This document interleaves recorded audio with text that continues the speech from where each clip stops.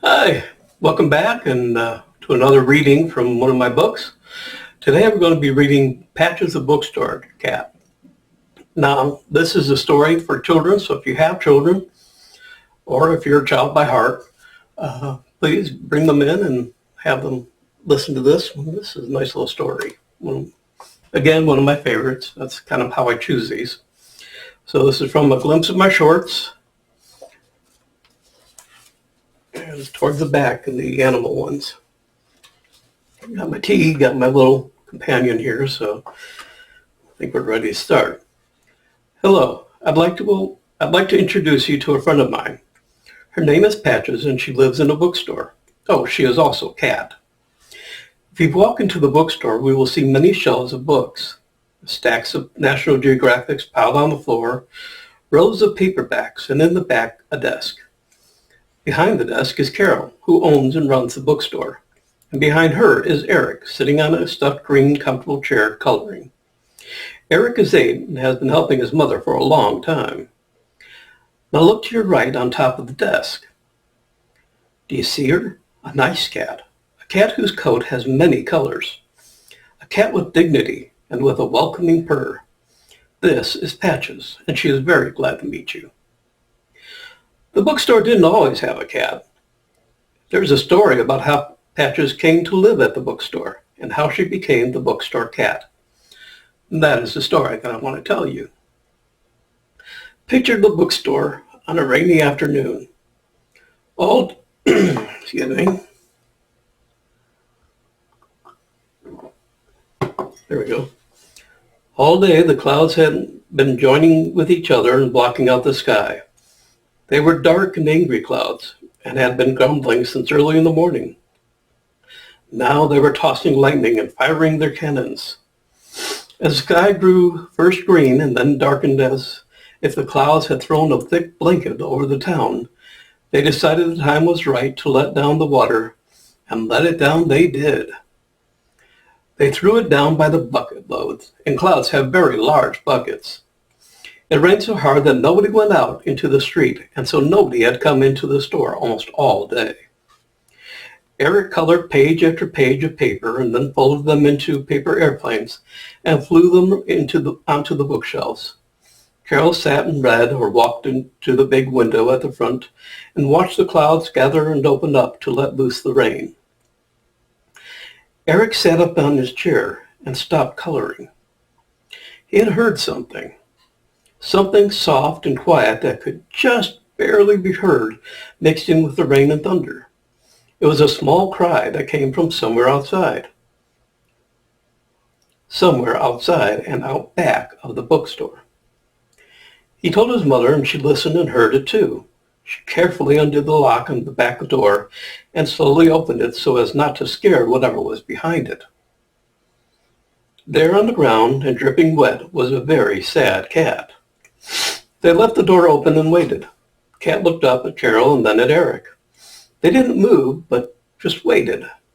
The cat decided that it was silly to sit out in the cold and rain when the bookstore was warm, dry, and very nice. It walked inside and jumped onto the chair Eric had been sitting on. It shook itself dryer and then lay down. Carol found a box and put a warm blanket into it. She sent Eric out into the rain to the store down the street with a list of things the cat might need. Food, of course, cat box and litter, and maybe some treats. Eric grumbled about going out into the rain. Well, you would too, I bet. But he did go and got everything on the list. When he got back, he was given some money to go to the ice cream store on the corner for a brownie hot fudge sundae. Sitting back onto his chair and eating his sundae, he watched the cat eat, stretch, and wander around the store.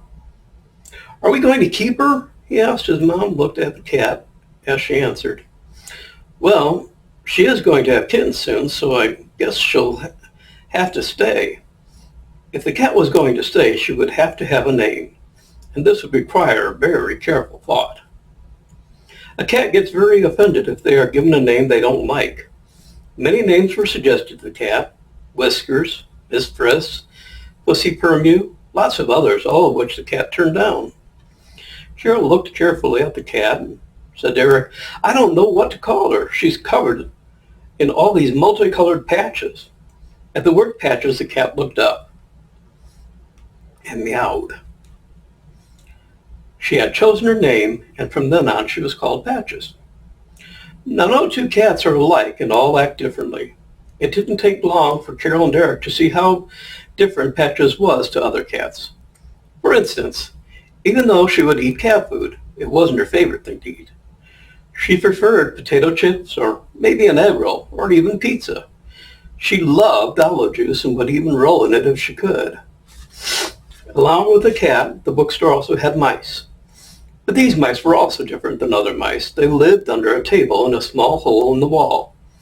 They lived on potato chips and small biscuits. They were allowed to live there because they never ate the books and stayed in their hole most of the time. Once in a while, one would climb onto the desk and clamber into the chips, grab one and bring it down into their hole in the wall. Luckily for the mice, Patches realized quickly that these mice were friends and were not to be eaten.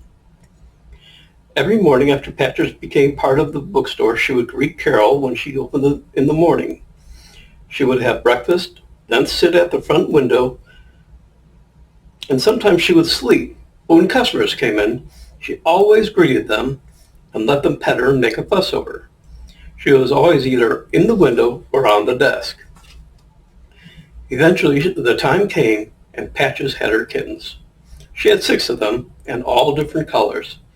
One was all black, one tortoiseshell color, one brown, one white, one brown and one black, and black and white, and one with all the colors her mom had. This last one also had the puffiest tail you could ever see. The kittens were small and stayed near their mother in the beginning, but kittens grow quickly, and were no longer content to sit at their mother's side. They wanted to explore. After they started wandering, you never knew where you might find a kitten. One might be in the window, one on the desk, one underfoot, and one over your head. You might pull out a book and see 2 shiny eyes looking at you. You might sit in the leather chair in front of the desk for a chat or to read a new book you found, and soon you would feel a small animal climbing your pants to sit in your lap and help you read. Carol and her family quickly became fond of one of the kittens. I think you already guessed which one. It was the one with the fluffy tail, and they named her Scamper. Patches and Scamper stayed at the bookstore, and all the others found new homes. For a while, Patches and Scamper made everyone who came into the bookstore feel welcomed. They would rub against them and purr, purr, purr, saying, "Welcome to our store." Or they would sit on your lap, or they would lay on the desk and allow you to pet them. They made the bookstore a wonderful place to work and to come to. Sometime much later, the bookstore closed. The books were packed off the shelves and placed into many boxes. All the shelves were moved to Carol's home and the books taken up to the attic or placed on the shelves all around the house. But what about Patches and Scamper, I hear you cry? Well, they came home with Carol too. They lived in a house now and spent all the day on the windowsill or climbing bookshelves or sitting in someone's lap. They missed the bookstore just like everyone who lived there, but they enjoyed being in a nice cozy home and part of a family now. One day, Patches and Scamper made a new friend.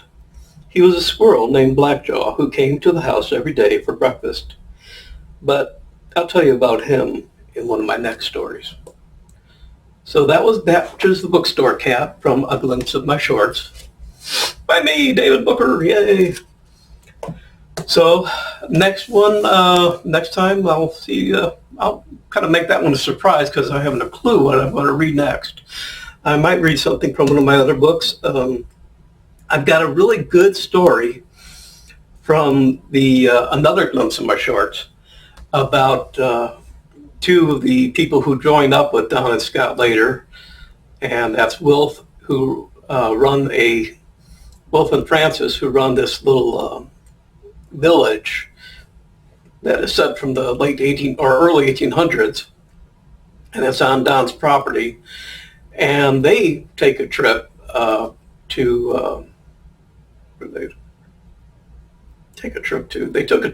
have to read it again. I kind of forgot. But anyway, so that's what I'll do next one. It's a short story, so we'll have some fun with that. Until next time, this is Dave Booker. I appreciate you visiting me and listening to Patches the Bookstore Cat, and I hope to see you when I do up my next story. Thank you for visiting. Bye.